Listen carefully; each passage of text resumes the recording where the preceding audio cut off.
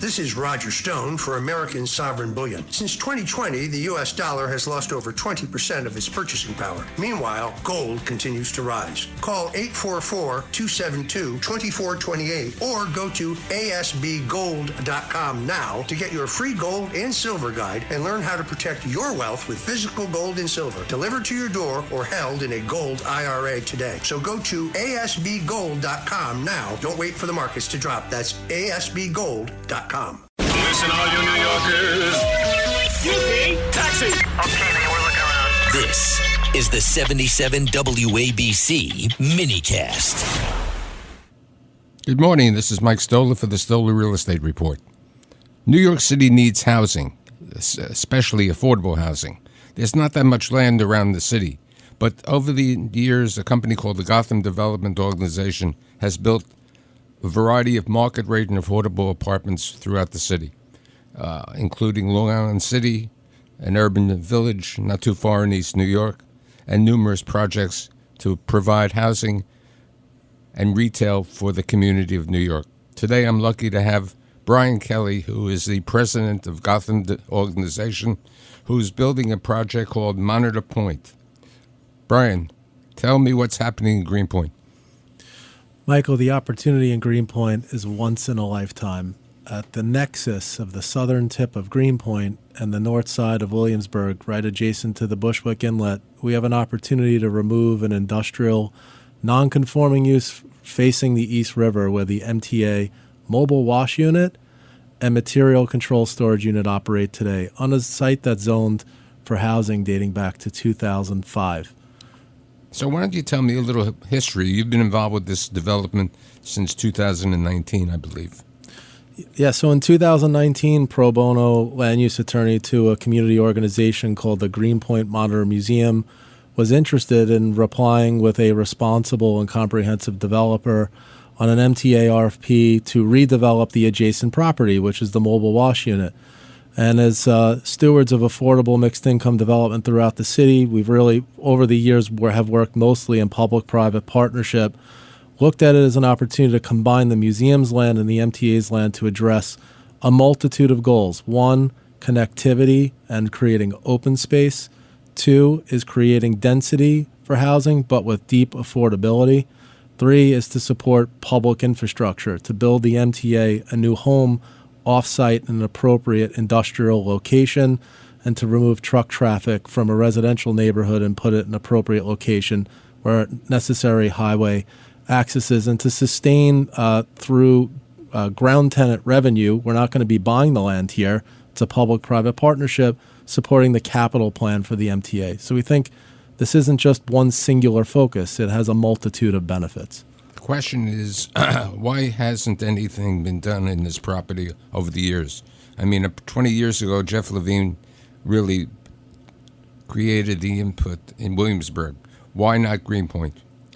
This site has been sitting idle because although zoned for housing, and you would think the attractiveness of the location would have created momentum, the hardest part is the needle in the haystack, finding a location for the MTA that has access to highways, the footprint necessary, and the competence of a redeveloper to find that location and build it.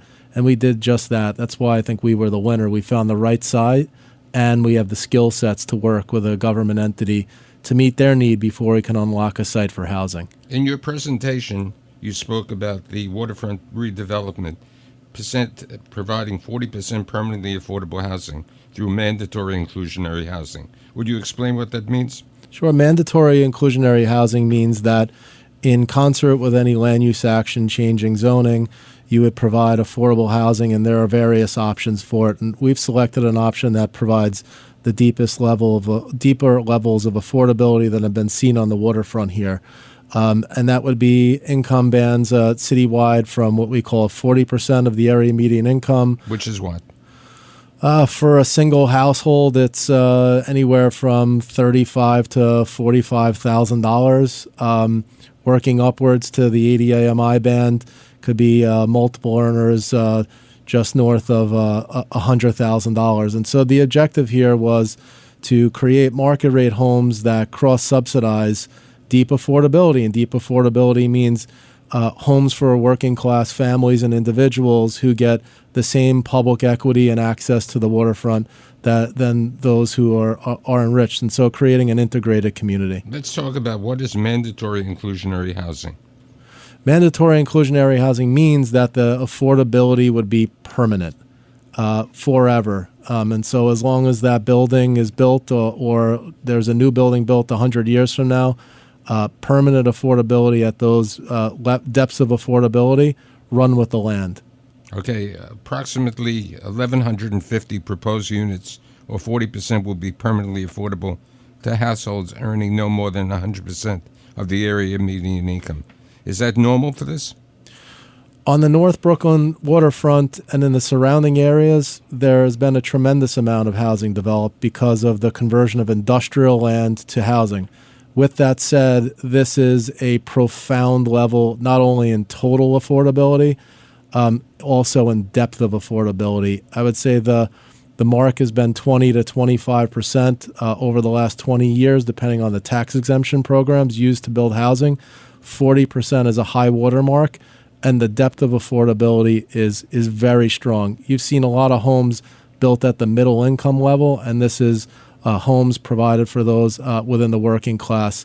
Like I said, between $40,000 to $110,000, $120,000. Oh, let's talk about job creation. So working backwards upon completion of this building, we work with the union trades at 32BJ to run, build, and maintain our buildings. We work with the laborers unit at Local 79 and really work on local job training and apprenticeships to create workforce, including integrating local residents into that. And importantly, the new home for the MTA facility will preserve 245 plus MTA jobs for 3 critical functions. One, I should mention, although indirect, we're also part of the new home building the emergency response unit, which unlocks the front door to Box Street Park, which is under construction in North Greenpoint as well. Let's talk about the emergency response unit. Where is it currently? It currently sits on Commercial Street on the north end of facing Commercial, and it's at the north end of Greenpoint. And it is essentially a unit that goes out to deal with emergency situations, whether there was an act of violence or a fire, and it dispatches through to the various highways. So it's getting relocated to a location that makes that access better and gives it a brand new turnkey facility. And it removes it from land that was designated as park or to be a park in North Greenpoint. And so we're removing an obstacle. What is the Monitor Museum? The Greenpoint Monitor Museum was donated its land in 2003. It's an organization that's community roots date back to the 1800s when the USS Monitor ship, an ironclad battleship, was constructed and launched from the area.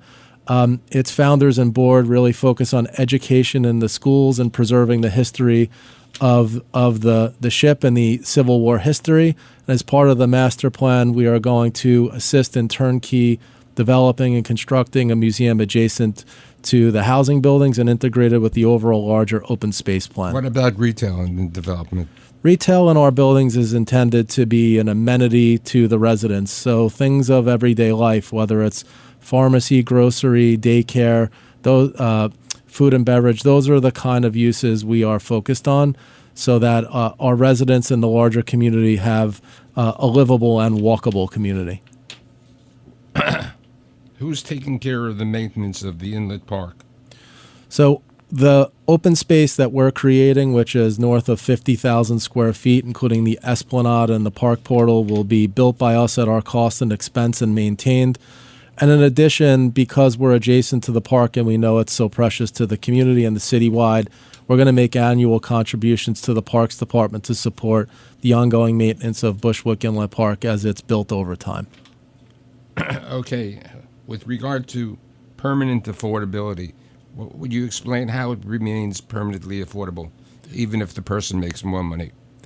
So the purpose of affordable housing is to not only create homes for those of the working class, but also preserve that home. So rent-stabilized tenants in the income-based units are protected over the long term within their home so that they have stable rental increases and can remain within the community for a very long time. What other projects similar have you and your company recently done? We like to undertake developments that provide a challenge, and the challenge results in mixed income, deep affordability, or housing developments that are anchored by civic use. Examples of our work include the innovative urban village in East New York, where we're joint venture partners with Christian Cultural Center and Monadnock Development. We're halfway there to building upwards of 2,000 affordable housing apartments with a performing arts center, a campus quad, grocery, pharmacy, intergenerational housing, and a tremendous amount of workforce development programming that we've been undertaking.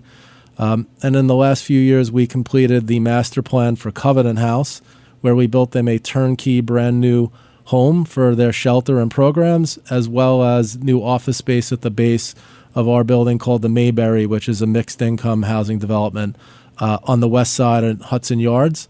And I'd say a last really important example would be in the Lower East Side. The Broome Street development generated through another ULURP land use action of Jewish Cultural Heritage Center, the headquarters for the Chinese American Planning Council, the nation's largest Asian American social services provider, and 500 homes of housing, including 115 senior affordable units and more than 100 permanently affordable workforce units. I think they definitely confirmed you as the developer?